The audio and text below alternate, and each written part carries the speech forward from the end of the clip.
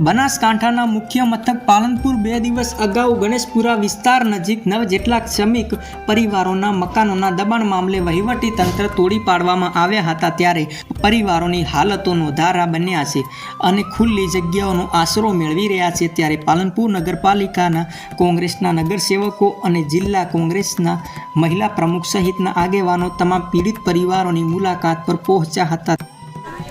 આજે ઘર પાડી દીધા છે એના માટે અમે ખૂબ દુઃખ અનુભવીએ છીએ કે ઘર બનાવવું કેટલું ઈટ પાણીથી ઘર ના હોય, ઘરમાં લાગણી હોય, બચપન હોય, સ્કૂલનું ભણતર હોય, સારા નકારા પ્રસંગો એ ઘરમાં બન્યા હોય, આજે એ ઘર પાડી દેતા આ સત્તાપક્ષ સરકાર, કલેક્ટર કે પ્રાંતનો ઓર્ડર હોય એમને સામે કોઈ ટાઈમ આપ્યો છે નહીં। અને મોદી સાહેબની મોટી મોટી વાતો હતી કે ઘરના બદલે ઘર, ગરીબોને જ્યારે ઘર આપશો, જ્યારે ગરીબોના ઘર છીનવ્યા છે ત્યારે 25 વર્ષથી આ પાલિકામાં ભાજપનું શાસન છે। અને મીડિયા સમક્ષ કહેવા માંગુ છું, જ્યાં સુધી આ મહિલાઓને ઘરનું ઘર નહીં મળે ત્યાં સુધી એમના સાથે ખભેથી ખભો મિલાઈ અને અમે અમારા પક્ષ સાથે રહી અને એમના જોડે આંદોલન કરશું। બીજું કે ઝાંસીની રાણીએ રાજ્ય બચાવ્યું હતું, આ 9 ઘર શું છે, 9ની પણ 19 ઘર ના મળે ત્યાં સુધી અમે એમના સામે હડતાલ પર બેસીશું।